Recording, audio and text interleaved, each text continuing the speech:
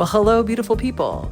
Thank you for tuning in to another episode of Dating and Bright, the podcast. We are not affiliated or endorsed by Brightline Eating, and all content presented in this podcast represents our personal opinions and does not represent medical, nutritional, or psychological professional advice. Oh, no. Do I have any food in my teeth? No, do I? I can't see anything.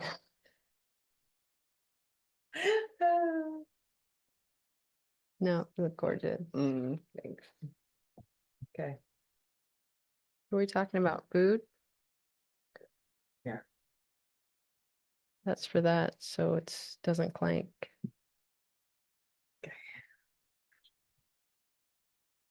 Okay. I'm ready. Uh-huh. Is it recording? Oh, I mean, how else was I gonna do it? I'm not magic. Not today. Okay. I think you are. What are we talking about? Food. Food? Yeah. All right. How our programs changed? Yeah. I think that's Okay. the biggest thing. From the beginning or from when we met? I think we talk about what our programs look like at the beginning, because I think people hearing about your veggie saga is important, but I think that how they changed as we joined household Horses. by our care powers combined. Okay, ready? Okay. Well, hello, and welcome to another episode of Dating and Bright. Episode 4. Episode 4. Oh, that's what we're gonna do. Okay, that's what we're gonna do, guys. So we changed locations. We're no longer sitting on the couch. We have a different camera and we have mics now because we're upgrading. This is the upgraded version of Dating and Bright podcast. Thank you. Yeah, thank you, Bonnie and Clay. Absolutely. Yeah, they Bonnie bought these mics for us when we started on the Brightline, and just to help get us in the podcasting mood. So we borrowed them, and we'll see where it goes. And maybe we'll continue to do upgrades as we move along. So Very grateful we are. yeah, very grateful. Thank you. So today we are going to talk about our food. So we spent the last 3 episodes talking about how we met, just because we wanted to kind of warm everybody up to us and our relationship and that sort of thing. But really, the reality of this podcast is it's really about Brightline Eating and our journey with food and being food addicts and that sort of thing. So we want to talk through what our programs look like before, and how they've changed now that we've, come together, join forces is what Patty said. So I think Patty has an much more interesting BLE food journey than I do, about how she started the program, and we can talk about what the lines are and what the program guidelines are and that sort of thing too, because there might be people who are finding us that don't know anything about this. And let me just caveat this too, that we follow a program called Brightline Eating. It's based on a book called Brightline Eating by Susan Pierce Thompson. Those that are followers of On the Brightline podcast that have found us that way or found us through the Brightline community, obviously you guys all know about Brightline Eating in the book, but there might be people out there that don't. So it is a book. You can check it out from the library. There is also a community and a membership and all those things. We'll get into that probably at some point. You can, email us if you have questions about that. But the reality is that it is a book. You can read it. You can check it out from the library for free. You can buy it on Audible, Kindle, all those things. So okay, I'll stop talking now, Patty. Let's talk about your food. Okay, well, I think it's interesting because our food kind of takes a different path, because you were a foodie before. I was. And you totally simplified your life through Brightline Eating, and I was a fast food junkie and a junk food junkie and didn't eat any vegetables, and none, hardly any. I mean, You would eat a salad. well, I would eat a salad, but it would be drenched in ranch dressing, where there would be a bowl of ranch dressing in the bottom at the end of it. And if it wasn't like that, I wasn't eating it. And I certainly wasn't putting tomatoes on it or anything, really. It was She hated it was a tomatoes. vehicle for ranch dressing. That's She what hated it was. tomatoes prior to BLE, which is the most hilarious thing because she's definitely a tomato-aholic now. Yeah, So, I think my addiction is seeping through in my tomatoes. maybe. Anyway, in the beginning of Brightline Eating, I struggled with the food a lot, because I think have I told everyone here that I knew Brightline Eating would work for me. I just didn't know how I was going to eat the food. So, and let's Megan's going to caveat the heck out of today, but I think that the one thing everyone should know is that Patty did an episode of on the Brightline podcast with Bonnie Robin and I, and we talked about her program there. So all that to say that, if you want to, In depth. we'll probably talk a lot about that here too. But if you want to go back and listen to that, that was, prior to obviously the Dating a Bright podcast. So Yes, it was. So I struggled in the beginning with the food because I didn't eat vegetables, and Brightline eating is vegetable heavy. There's a lot of vegetables are very good for you, and I could not eat them. Didn't enjoy a lot of them, so I found it hard. And I searched high and low for what vegetables I could eat, and yeah, so I struggled. And when I heard that I could start at 6 and 6. So let's talk about this. Let's talk about what the guidelines of the program are. So for those that don't know, when we talk about the vegetables in the program, we weigh and measure our portions with every meal, and the program guidelines are 3 meals a day. Now, people do this program lots of different ways. So we're not sitting here saying that this is the only way to do it. And Patty and I actually have previously done our programs differently, the way we portion food out. So all that to say, like that's the program guidelines are breakfast, lunch, and dinner, and there's way to measure portions. And the way to measure portions for veggies, since that's what we're talking about right now, is the program guidelines are you do 6 vegetables at lunch, 6 ounces of 6 ounces vegetables. of vegetables at lunch, and 14 ounces of vegetables at dinner. And that is the program guidelines. But a lot of people, and it says like in the very next sentence, in the book, basically, if you want to split them up half and half, a lot of people do that because it's 20 ounces total. They do 10 at lunch and 10 at dinner. And a lot of people split up their meals like that. Some people eat 2 meals a day. It's just there's no snacking. You only eat at meals. And so some people combine all the food and break it into 2 meals and have a longer fasting period. Some people eat 4 meals or Right. 5 meals and spread out that food to 4 meals or 5 meals. Some people add an extra meal. So there's a lot of different ways to do it, but I struggled with the vegetables in the beginning. Well, you knew that going in, you were concerned about eating that amount of vegetables, and you were told. I was. And when I read in the book that that it was 6 ounces of raw veg for lunch, and that's, it was a guideline, and then 6 ounces of veg at dinner and 8 ounces of salad every night at dinner, I was like, oh, well, I can't eat that. Like, there's no way I could eat a salad every night. That I would just literally die if I had to eat a salad. The very next line in the book is, and if you don't like salad, eat veggies. Veggies are veggies. Okay, I can do that. I can eat veggies.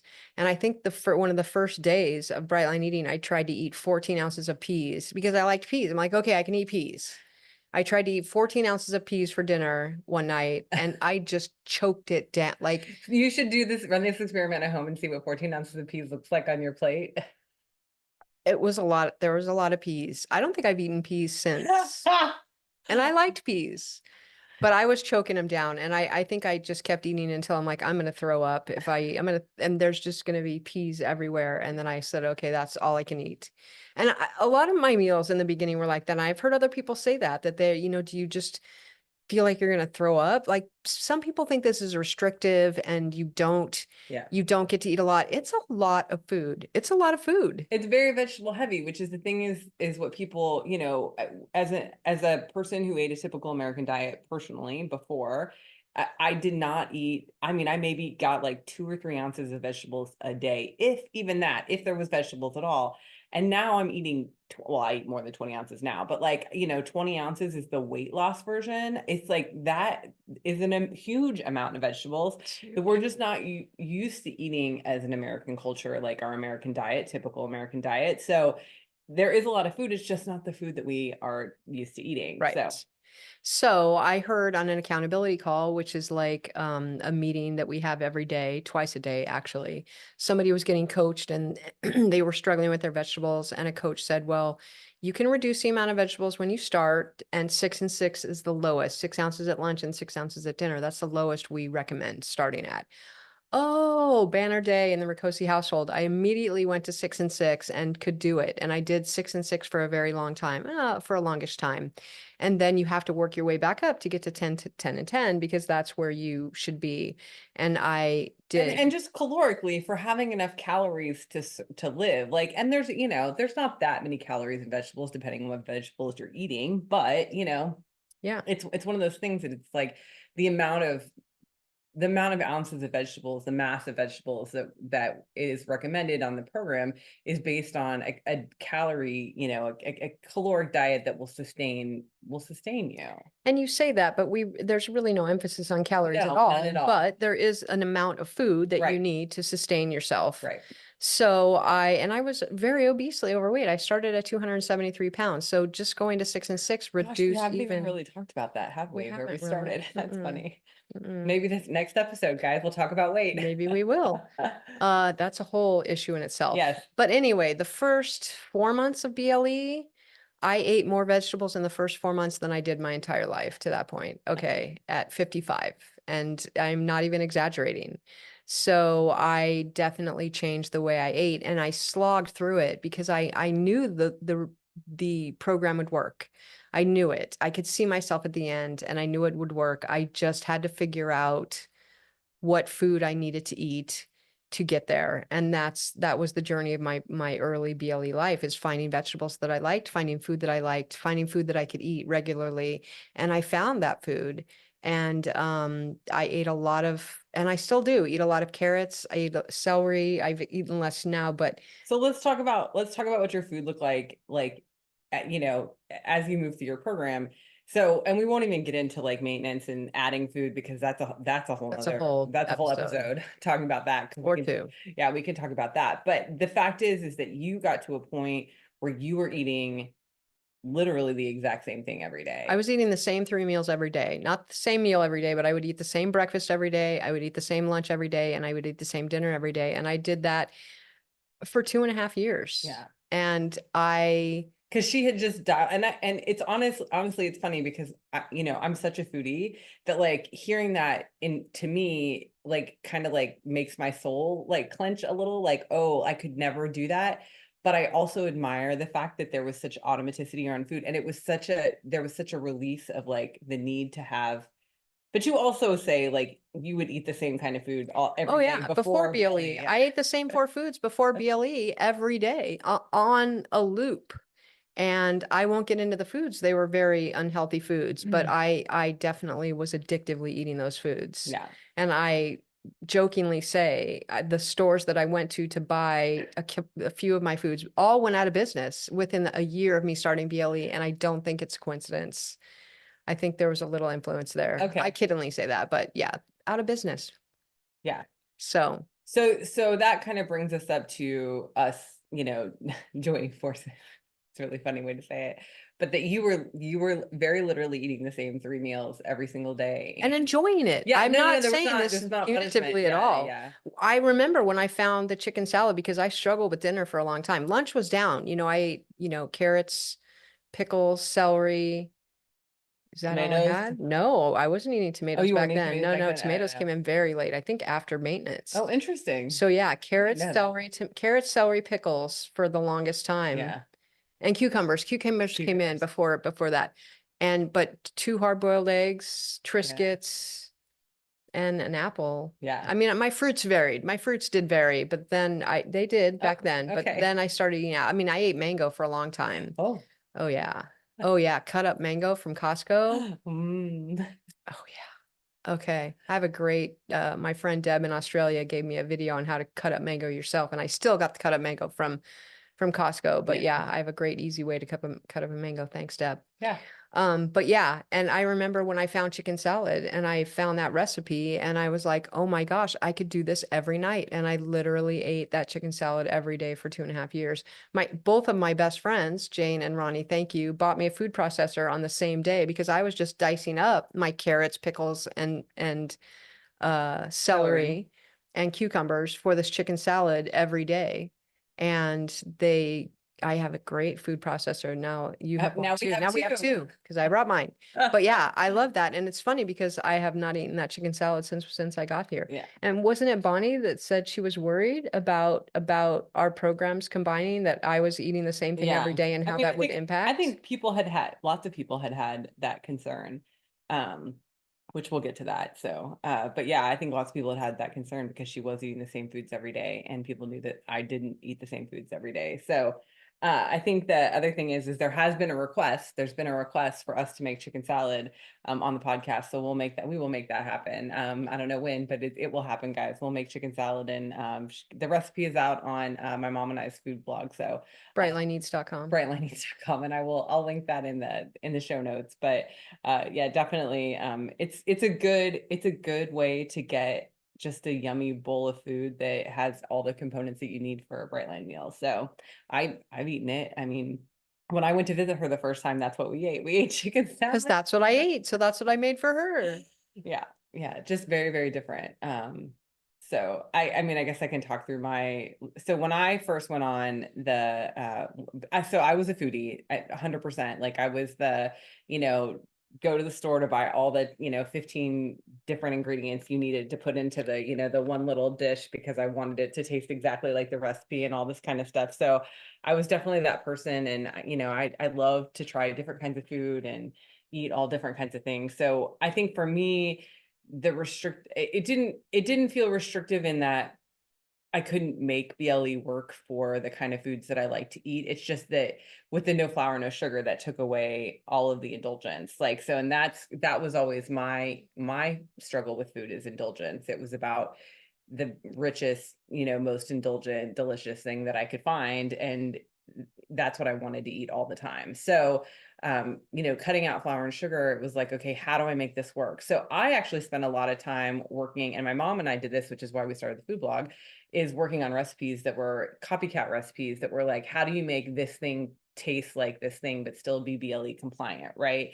And it's funny because I've really come away from that since then, but I did spend a lot of time doing that at the beginning of my program because I wanted the things that I had before, and I wanted them, I wanted them to taste good and be delicious and all those sorts of things. It's funny because in the program we call that sexy food. Like a lot of people call it sexy food. And I was gonna say it triggers a lot of people to Mm-hmm. make the food look like how you ate before, because this is a lifestyle Mm-hmm. and we're trying to eat a different way, and you can't have it both ways. Yeah. In my book, I don't think.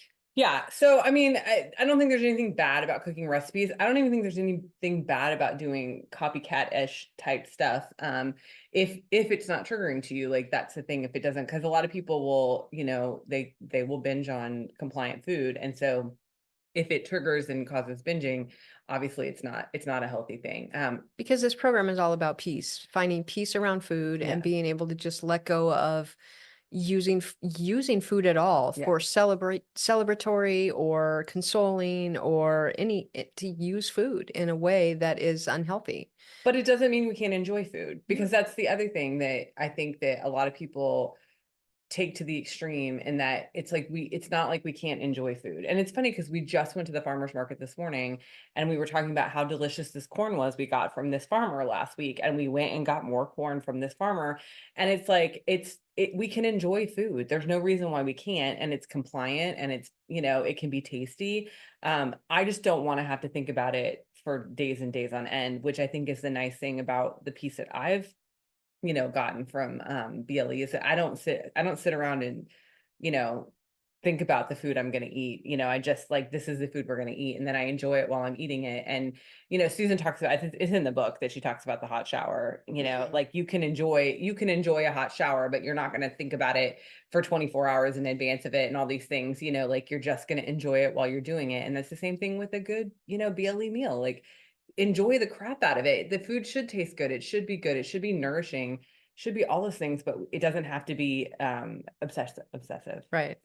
And we talk about food at night. We talk about food because we write down our Oh food the yeah. night before and we talk about it. And I was laughing because I'll be like, what are we having for lunch tomorrow? What are we having for dinner? And then I'll do, I'll turn around twice and I'll be like, what are we having for lunch tomorrow? What are we having for dinner? Yeah, I said I need to get a board where I write out like what we're gonna do, because okay, before we go there, let's talk about what life looks like now. So coming into, Patty moving here and, you know, us joining homes and all that kind of stuff, I think there was maybe some mild concern from other people. I don't think from us as much about how we were going to manage the different ways that we have managed our food up until now. And and it is really interesting to think about, which I think is a really important part of this podcast, is talking about how you do this together. So there's a lot of people in our community that do this with a spouse or a partner or whatever, that they're not doing BLE, or they're doing what we call slight line eating, which is, you know, No something sugar, no close. Yeah, flour, no but sugar, no flour, but like not weighing, measuring the food, you know, eating out, snacking. snacking, Yeah. whatever. And so it's like, how do you manage being in, you know, being in the same food space with somebody when maybe you don't eat the same? So thankfully, we do eat the same. And I enjoy cooking. So that is, you know, definitely the benefit that we've gotten out of this relationship, is that I enjoy cooking and Patty doesn't mind doing dishes. So, But I also don't enjoy cooking right. at all. I can cook. I don't really enjoy doing dishes. I'll do them, but it's not my favorite. Right. And I enjoy doing dishes. To me, it's zen-like and cathartic, and to have a clean sink and to just close the kitchen at the end of the day is it's satisfying to me. So I Yeah. love doing the dishes, and I've done this. I'll bring up my best friend again, Jane. It's like, if you make a meal for me, I will do the dishes, because what am I'm gonna sit There you around, go, you make the guys. meal, and then I'm gonna If you sit cook for around. us, she'll clean your kitchen. Absolutely. Absolutely.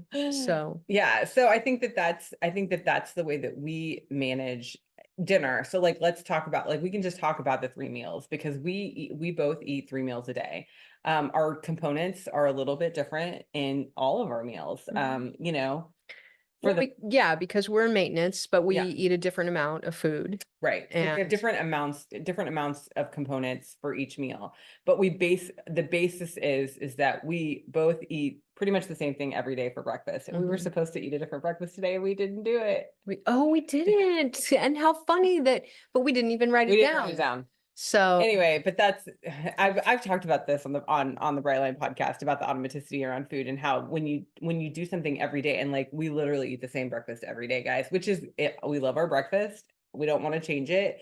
So it's fine. We eat it every day. And so when you do something that automatic, it's really hard to, when you change it, to remember that you've changed I have it. to put a So post-it in my food journal there, and I'll write whatever different meal I am, or I will just write down. And I mean, it's not so much anymore, because even when I was eating the same thing every day for 2.5 years, I still wrote it down the night before. yeah. And then it was even harder to remember to change it, because I did change it every once in a while. I would Yeah. eat something different for dinner, or I would go out, or something would happen. But yeah, so we eat the We same have the same breakfast. breakfast. And then we have a couple of different lunches that we eat for the most part. Sometimes we'll eat leftovers for lunch.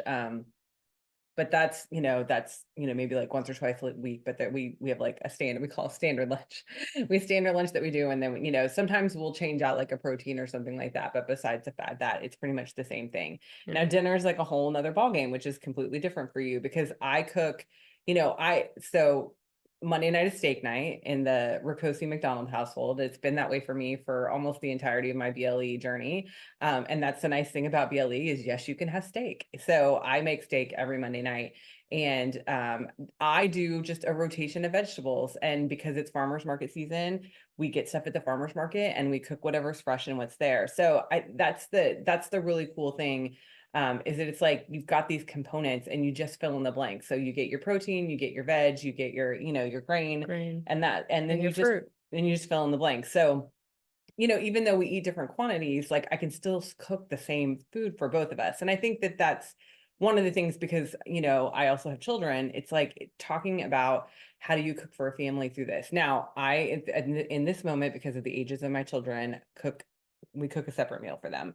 And sometimes they will eat components of our meal, like vegetables or whatever, but for the most part, like, they're getting a separate meal, because of the pickiness of their ages. But I like the idea, and I know that Susan talks about this, about you can make your protein and your vegetables, and you can add like a grain or a starch or whatever, something that, the kids, something more for the kids if you don't have a grain at dinner.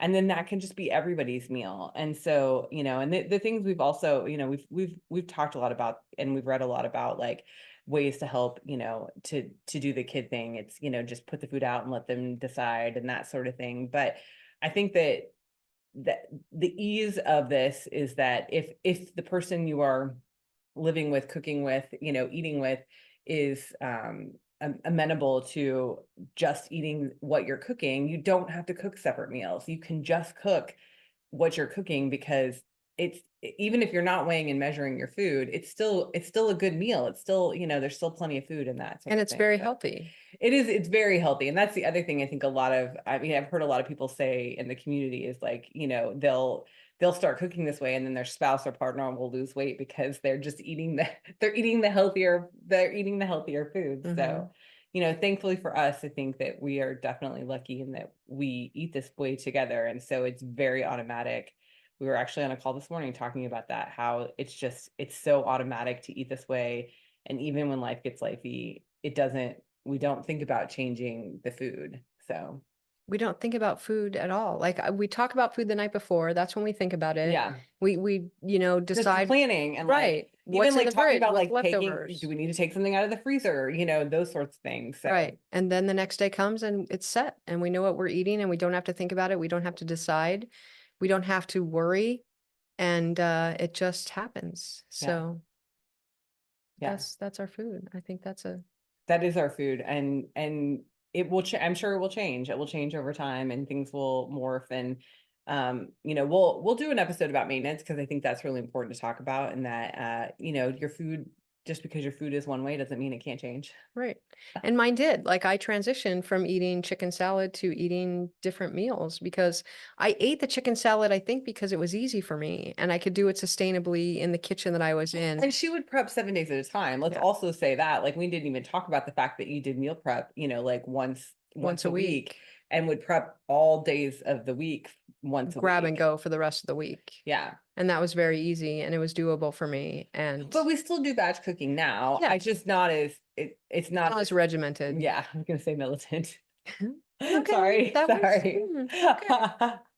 No, but you know what I mean? Like it's a little more but so like if we get a vegetable, like I'll cook all of it and then we'll just, we'll have leftovers. Until it's gone. Yeah, that sort of thing. So yeah, I think that, obviously not to get down into like the nitty gritty components of our food, but we can definitely do an episode. I think doing an episode about maintenance and ads and all that kind of stuff is probably a good place to go. Absolutely. Maybe next even to talk about that. Okay. That'll be our next episode. Okay. There you go. You hear it here first. Stay tuned if you want to hear about maintenance and our ads. Yeah. Anything else to say about our food and our journey? Our food journey? No, I love it. I'm looking forward to dinner tonight. It's going to be smash burgers. Yeah, smash burgers. Another recipe that's on Bright Light Eats. Yeah. Yeah. If you're interested. But yeah, I think all that to say, I'm a foodie. I still feel like I'm a foodie. I still feel like I can be a foodie. I just don't eat flour or sugar. Anything else can fit into my program, and I can figure out a way to fit into my program. And I make delicious food. She really does. Yeah. Monday nights have changed, and oh my gosh, I love Monday nights, and I love every meal that you make for me. So, and it makes it really easy to cook for somebody when they're appreciative too. I just want to throw that out there for anybody who may be listening. It's very rewarding to cook when somebody's appreciative of your food. But I say this and it's true. I'm not doing anything different than I was doing before, because I was cooking before. I was only cooking for one person before because my kids were eating something different. But now I just get to cook for 2 people instead of 1. So okay, guys, that's is our episode. Episode 4, there you go. And yeah, like I said, tune in next time and we'll talk about our maintenance journey. Yeah. Okay. Have a beautiful day. Thanks. Bye. Bye. I love you. I love you too. And that's the show. Thank you for tuning in. If you would like to contact us, you can email us at pattyandmegan@gmail.com or hit us up on any of our socials. Have a beautiful, bright day.